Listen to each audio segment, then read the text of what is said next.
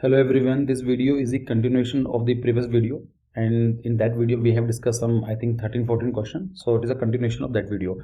So the first question for today, it is like where Ellora caves are situated. तो बहुत simple सा question है, Ellora caves कहाँ पर है? अजंता एलोरा. तो Ellora caves are located in Madhya Pradesh, Maharashtra, Andhra या फिर राजस्थान. तो इसका बहुत सिंपल सा जवाब है महाराष्ट्र में है, और महाराष्ट्र के औरंगाबाद जिले के अंदर, डिस्ट्रिक्ट के अंदर, right. Ajanta and Ellora. Ellora caves के अंदर 17 ब्राह्मणिकल या हिंदू सेक्ट की केव्स हैं, 5 जैन और 12 बुद्धिस्ट. ठीक है, तो आप वीडियो को देख लेना इसको पॉज करके. यूनेस्को वर्ल्ड हेरिटेज साइट है, 29 केव्स हैं, 29 kilometre from the Aurangabad district. The Ellora caves are well known for its Indian rock cut architecture.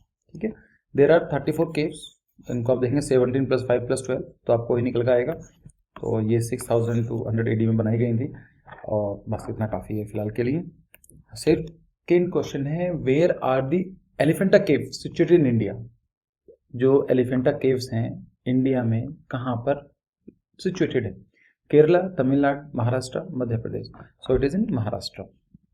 ठीक है, तो आप ये देख लेना महाराष्ट्र में, located on the island of the Arabian Sea, मतलब Mumbai, to be very precise, it is very near to the Mumbai, I think 12-13 kilometre, not very far from the city Mumbai. तो ये देख लेना यहाँ पर क्या है. The Elephant Island is also known as Gharapuri. तो इन्हों घरापुरी भी बोला जाता था. एक क्वेश्चन और आएगा भी एलिफेंटा केव्स के ऊपर, उसको भी हम देखेंगे. ठीक है, तो numerous archaeological remains which offer us a glimpse into the rich cultural past of the Indian civilization. Of course, these caves are famous for their rock cut sculptures and carving depicting Shiva as a creator and destroyer of the universe. जो शिव जी हैं उनको as a creator और destroyer की तरह दिखाया गया है. The most important of all the caves here is a caves number 1. Number 1 जो केव है वो बहुत फेमस है. Where one can see the Sadashiv at the entrance of the cave. जैसे आप एंटर करेंगे तो आपको सदाशिव की स्टैचू देखने को मिलेगी, विच डिपिक्ट 3 साइड ऑफ शिवा. तो शिव जी की 3 तरह से दिखाई जाती है, creator, preserver and the destroyer. जिसने बनाया था, दूसरा जो सो कंटिन्यू कर रहा है, और जो खत्म करेंगे. The caves are carved in a solid basalt rock and lies 10 kilometre east of the city. जो मैंने बताया था 10-12 kilometre. It was also in news, 1-2 साल पहले की बात है. यहाँ पर इंडिया का पहला रोपवे बनाया जा रहा है जो सी के ऊपर है.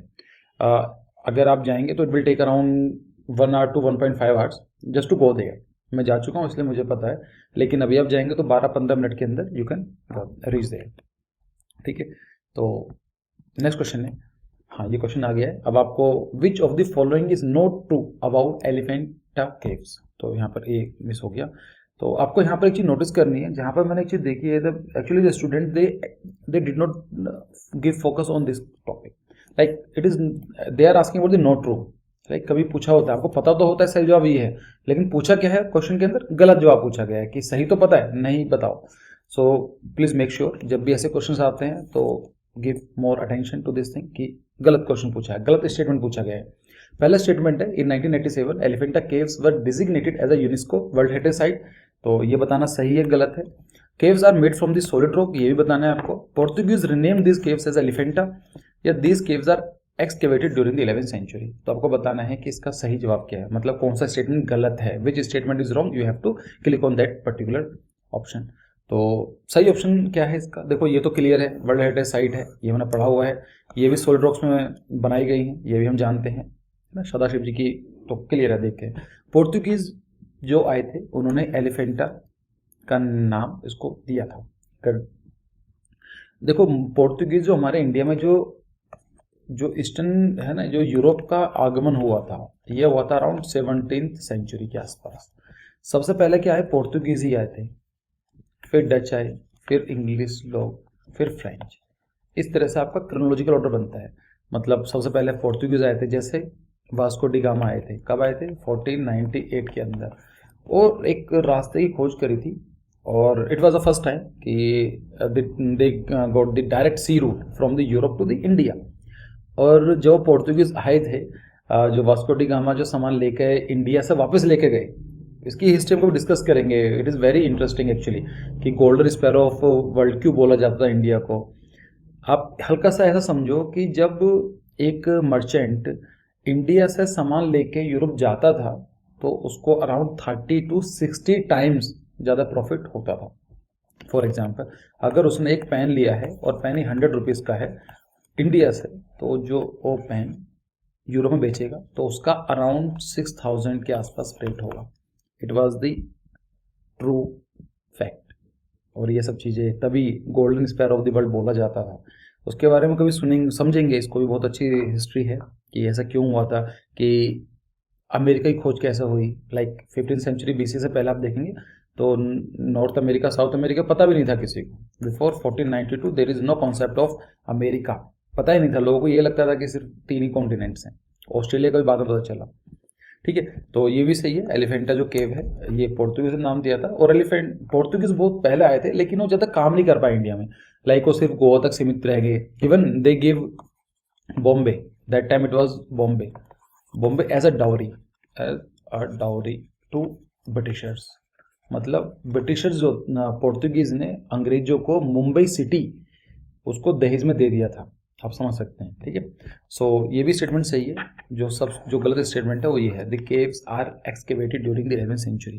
ठीक है, ये स्टेटमेंट गलत है। तो ये क्या है, the Elephanta caves are located in the island of the Arabian sea, not very far from the sea of Mumbai. तो यहाँ पर है, ये सेम चीज आई हुई है। फिर आता है, which heritage site is famous for its Chalukya style of architecture. तो ये चालुक्य स्टाइल के बारे में बताना है। बुलंद दरवाजा, सन टेम्पल, पॉलिटिकल, रानी की वाव। तो बुलंद दरवाजा जानते हैं मुगल आर्किटेक्चर का, ये नहीं हो सकता है। रानी की वाव जानते हैं, गुजरात में सोलंकी डायनेस्टी काफ़ी हो रहा होगा। ठीक है, बचा क्या, पॉलिटिकल और सन टेम्पल। सन टेम्पल आप जानते हैं वो है, या पॉलिटिकल का क्या हो सकता है। तो आपको सही भी नहीं पता है ना, तो first don't get panic after like saying the question, try to solve it. कि अच्छा ठीक है, मुझे सही नहीं पता है, लेकिन वहाँ उसके पास जाने की कोशिश करो। तो राइट ऑप्शन क्या है, इट इज़ अ पॉलिटिकल। ठीक है, यूनेस्को हेरिटेज साइट है, important tourist site in Karnataka. It is famous for Chalukya style. तो यहाँ पर चालुक्य स्टाइल का आपको देखने को मिलेगा। And the origin I whole blend with the Nagara and Travanese style of the architecture. It is a particle that all the Chalukyas were connected the capital of the Chalukyas as well. तो देख लेना, क्लियर है। तो ये सही ऑप्शन होगा। Sun temple क्या है, ये आप जानते हैं कि सन टेम्पल कहाँ है, ये ईस्टर्न कोस्ट ऑफ इंडिया की तरफ है। ठीक है, ब्लैक पगोड़ा बोला जाता है कोणार्क सन टेम्पल। फिर आता है, which was the centre of learning and Buddhist monastery from 3rd century BC to the 13th century CE। मतलब 1600 साल तक कौन सी बुद्धिस्ट मोनेस्ट्री एक लर्निंग सेंटर रहा करती थी, ये बताना है। The first option is Red Fort, Qutub Minar, Jantar Mantar, Nalanda. तो इट इज़ क्वाइट क्लियर कि रेड फोर्ट भी मुगल आर्किटेक्चर से, कुतुब मीनार भी है, जंतर मंतर को बोल सकते हैं, but again Nalanda is a right option. ठीक है, तो नालंदा जो यूनिवर्सिटी है कहाँ पर है, ये बिहार में पड़ती है। और एक्चुअली जो नालंदा यूनिवर्सिटी दोबारा से बनाई जा रही है, लाइक उसका जो लैंडस्केप का जो काम था वो मैंने किया था। मतलब मैंने नहीं किया था, हाँ मेरी पूरी टीम थी। और जो हमारी फर्म थी अर्थस्केप्स अहमदाबाद में, जब मैं वहाँ पर जॉब करता था तब ये काम चल रहा था, आई थिंक 3 years बैक। उसके बाद मुझे पता नहीं कि लाइक क्या हुआ, क्योंकि चेंज होते रहते हैं। बट नालंदा यूनिवर्सिटी का जो लैंडस्केप का काम था वो हमारी फर्म कर रही थी। ठीक है, so Nalanda archaeological site in Bihar was centre of the learning and the Buddhist monastery from 3rd century BC to 13th century E। You can witness the and the remain of the stupas, shrines and viharas if you stroll around the campus within the manifestation of the glorious epoch। ये बोला जाता है कि इतनी बड़ी library हुआ करती थी कि जब वो जलाई गई तो 6 महीने तक आग लगी थी उसमें, लाइक। और एक मिसकंसेप्शन और भी है कि in Nalanda university it is as it related to the Buddhist architecture और the Buddhist culture. So it should be like it must be about the religious site or a religious center, learning center, but it is not true.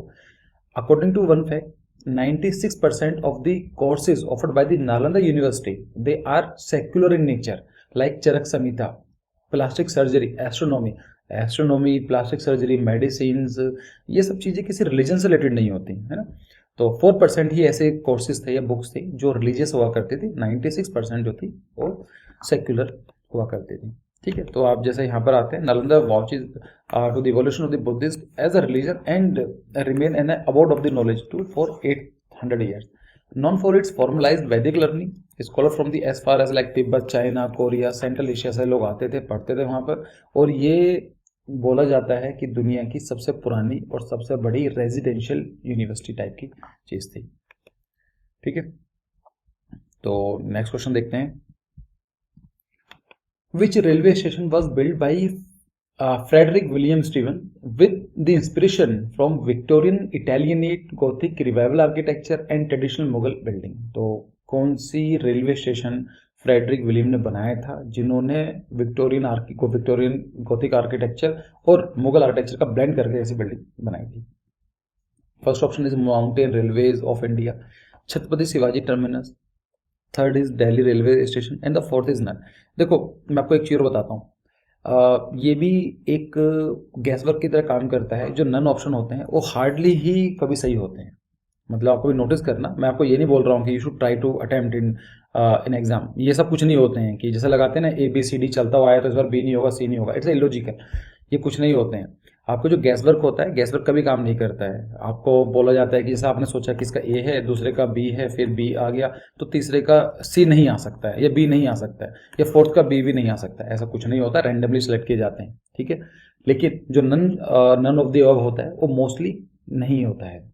ठीक है, तो ये सब चीज़ें कभी मत सोचना कि भी है ऐसा कुछ आ रहे हैं, ये सब फालतू के टॉपिक्स होते हैं। ये पढ़ाई ही आपका सही ऑप्शन है। अगर आपको सही नहीं पता है तो आप इजीली एलिमिनेट कर सकते हो। Elimination is a good option. आप एलिमिनेट करोगे तो आपके पास चांसेस बढ़ जाते हैं। तो उसको हम किस दिन पढ़ेंगे कि एलिमिनेशन कैसे काम करता है। ऑल्दो अभी मैंने कुछ वीडियो बनाई थी कि how to do elimination method, और मैं ट्राई करूंगा कि इसका मैं आपको डाल दूँ यहाँ पर आई बटन पर, आप उसको जाकर देख लेना कि एलिमिनेशन मेथड कैसे काम करता है विद द साइंटिफिक प्रूफ, है ना, विद प्रोबेबिलिटी मैंने इसको डिस्कस किया था। तो आई थिंक ठीक है। तो छत्रपति शिवाजी टर्मिनस जो है इसको पहले विक्टोरिया टर्मिनस भी बोला जाता था। ये सेंट्रल रेलवे जो है, हमारी जो रेलवेज है कई पार्ट्स में डिवाइडेड है, northern railway, north west, north east, ऐसे ऐसे ईस्टर्न रेलवे, तो उनके हेडक्वार्टर्स हैं। ऑल्दो जीके में आता है बट आई कंसिडर कितना जरूरी नहीं है। आपको बस याद रखना है कि जो सेंट्रल रेलवेज है उसका जो हेडक्वार्टर मुंबई में है, it was build by Frederick William Steven with inspiration from the Gothic, ये सब चीज़ आती है। ठीक है, तो फिर आता है next question, name the railways of the India that comprises the Darjeeling Himalayan railways, the Nilgiri mountain railways and the कालका Shimla railways and are a part of the world heritage site. तो आपको बताना है दिल्ली रेलवे स्टेशन नहीं हो सकता है, mountain railway Chhatrapati Shivaji terminus नहीं हो सकता है, नन भी नहीं होता है, normally mountain railways of the India. और ये कालका शिमला जो एक्सप्रेस है, इसको तो मैं रेलवे लाइन को तो बहुत अच्छी तरह से जानता हूँ, क्योंकि कालका से आती थी और ये दिल्ली आती थी और ये चंडीगढ़ जाती थी CC। तो शाम को 8:30 पर चलती थी और हम सुबह को 4 बजे के आसपास इन द मॉर्निंग मुझे ये चंडीगढ़ ड्रॉप करती थी। तो मैंने बहुत बार इसी ट्रेन से गया हूँ क्योंकि टाइम सही था। बस विंटर से प्रॉब्लम होती थी, लाइक 4 बजे सुबह पहुँचा कर छोड़ देती थी कि क्या करें।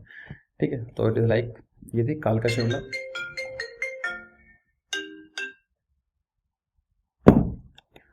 फिर नेक्स्ट क्वेश्चन है mountain railways of India, the mountain railways. ठीक है, तो Darjeeling mountain railways of India comprises of the Darjeeling Himalayan railways, Nilgiri mountain railways and कालका Shimla railways and are the part of the world heritage site in India. North Bengal is one of the most, आप बस ने याद कर लो यार, इतना टाइम नहीं है हमारे पास अभी। Who was the first Muslim ruler of Delhi?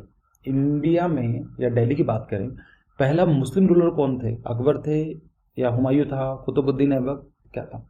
तो द राइट ऑप्शन इज, आपने जो सोचा बिल्कुल सही सोचा है, इट इज कुतुबुद्दीन ऐबक, अकबर या बाबर नहीं। Qutubuddin Aibak one of the most popular world heritage site, मतलब इसका सही ऑप्शन ये है, ये हेरिटेज साइट नहीं है, ये तो इंसान था। So one of the most popular world heritage site in India, it is a Qutub Minar, was built in 1193 by the first Muslim ruler of Delhi, that is Qutubuddin Aibak. अब कुतुबुद्दीन ऐबक ने बनाई कुतुब मीनार, अपने नाम से बनाई नहीं, अपने नाम से नहीं बनाई है। वो क्या थे, अपने एक सूफी सेंट को फॉलो करते थे, उनका नाम था कुतुबुद्दीन बख्तियार काकी। ये ममलुक डायनेस्टी के थे। ममलुक का मतलब ये स्लेव डायनेस्टी बोला जाता है, इसको कभी पढ़ना आप, इसको बोला है स्लेव डायनेस्टी। यहाँ पर क्या होता था कि जो उनके स्लेव होते थे वो अपने मालिक को मार कर कंटिन्यू करते, सक्सेशन करते थे। तो ऐसा कई बार हुआ था, इसलिए ममलुक डायनेस्टी को बोला गया स्लेव डायनेस्टी। सबसे पहले यही यहाँ से स्टार्ट हुई और ये है ना कुतुबुद्दीन बख्तियार काकी के नाम पर ये बनाया था। नाम सिमिलर था लेकिन जो बनाया था एक्चुअली वो कुतुबुद्दीन बख्तियार काकी, उनके जो सूफी सेंट थे जिनको फॉलो करते थे, उनके नाम पर बनाया था। ठीक है, 2 बनाने थे लेकिन एक बार बनाते ही पैसे खत्म हो गए। जैसे ताजमहल के बारे में बोला जाता है कि वाइट मार्बल था, उसके बाद उसके यमुना रिवर के अपोजिट, लाइक उसकी प्लानिंग थी, उसके बाद औरंगजेब ने मना कर दिया कि भाई कहाँ सारे पैसे यहाँ लगा दोगे तो फिर मेरे लिए क्या छोड़ के जाओगे। तो उसको फिर हाउस अरेस्ट कर लिया था, हाउस बोलेंगे या फोर्ट अरेस्ट बोलेंगे, वो जो आगरा फोर्ट में ही इनको डाल दिया था अकबर को। Which is famous for its unique Rajput military defence architecture. Hill fort, Qutub Minar, Jantar Mantar, Nalanda. तो क्लियर है, ये सब चीज़ें नहीं हो सकती हैं, ऐसा कुछ देख कर हमें नहीं लगता है, तो hill fort is a right option. तो hill fort, this palace is famous for its unique Rajput defence military defence architecture. It included 6 majestic forts in Chittorgarh, Kumbhalgarh, Ranthambore तो नेशनल पार्क भी है। मुझे इसलिए रहता है क्योंकि मैं कई बार प्लान बना चुका हूँ वहाँ जाने के, लेकिन नहीं जा पाता हूँ। लेकिन खैर चलो, अंबर फोर्ट है, जैसलमेर फोर्ट है, ये पता होना चाहिए। पहले फ़ोटोज़ पूछी जाती थी आपको जेई में, तो हो सकता है कि आपको फ़ोटोज़ दे दें, तो जब भी आपको टाइम मिले click like Google, search on the Google कि जैसलमेर फोर्ट कैसा लगता है। Jaisalmer fort one of my favourite fort है। वहाँ पर आपको जाकर लगेगा कि बहुत ही अलग सी दुनिया में आ गए हैं, लाइक बहुत ही गोल्डन सिटी की तरह से आपको लगेगा। It is very one of the beautiful fort. सबसे अच्छी बात क्या है जैसलमेर फोर्ट के अंदर, कि वहाँ पर जो शॉप्स हैं, आप वहाँ पर रह सकते हो एक्चुअली फोर्ट के अंदर ही। एक पूरा फोर्ट, एक फोर्टिफाइड लाइक ऐसा सा बनाया गया है, एक ओपन सा ऐसा कुछ बनाया हुआ है, ये फोर्ट है। और उसके अंदर कुछ आप एंटर करते हो तो यहाँ पर शॉप्स भी हैं और रूफ टॉप रेस्टोरेंट्स भी हैं, बुक सेलर्स, कई सारी चीज़ें मिल जाती हैं, तो आप एक्चुअली फोर्ट को एंजॉय करते हो। ठीक है, so with in the wall of the fort it was bazaars, market, ये सब चीज़ें। ठीक है, last question for today, which is the place where were the earliest stages of human life of Indian subcontinent was discovered। तो ऐसा कौन सी जगह है जहाँ पर हमें पता चलता है कि सबसे पुराने इंसान इंडियन सब कॉन्टिनेंट में थे। Kaziranga, Sundarban, Manas wildlife sanctuary, rock shelter of Bhimbetka. देखो ये है राइट ऑप्शन इज भीमबेटका जो केव्स हैं। क्यों? वहाँ पर हमें केव्स के अंदर हमें एनिमल्स हंटिंग के मिले हैं, हमें डांस करते हुए के पेंटिंग्स मिली हैं। तो वी कैन से, अब भालू तो आकर बनाएगा नहीं ना, इंसानों नहीं बनाए होंगे। ठीक है, मैं इसलिए बोल रहा हूँ क्योंकि आपको मैं डिस्कस करूँगा कल या परसों करंट अफेयर की 2 वीडियो आने वाली है, उसको वर्कआउट करना बाकी रहता है, लेकिन मैं आपको एग्जाम से पहले ट्राई करूँगा। ट्राई भी क्या कर दूंगा यार, टेंशन मतलब आप। तो अभी क्या हुआ है कि 45,000 साल पुरानी पेंटिंग्स मिली हैं, कहाँ पर? इंडोनेशिया के अंदर। तो हम ये टॉपिक तब डिस्कस करेंगे, ठीक है, डिटेल में डिस्कस करेंगे आराम से। खैर एनीवेज, तो आप समझ सकते हैं। और rock shelter of Bhimbetka declared as UNESCO world heritage site in 2003। The rock shelter of Bhimbetka is a place where the earliest stage of human life on the Indian subcontinent was discovered. They are located in the foothill of the Vindhyan mountains in the Deccan प्लेटू।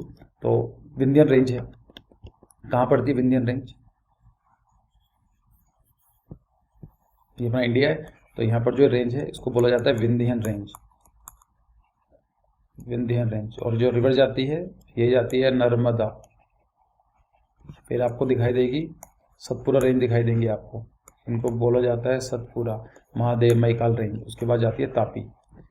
ठीक है, तो ये पता होना चाहिए geography हमारे India की।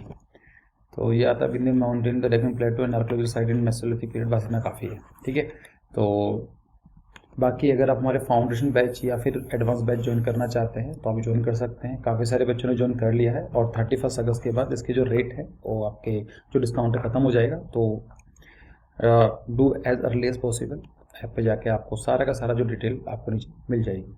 सो see you in the next video. Thank you for your time. Bye bye.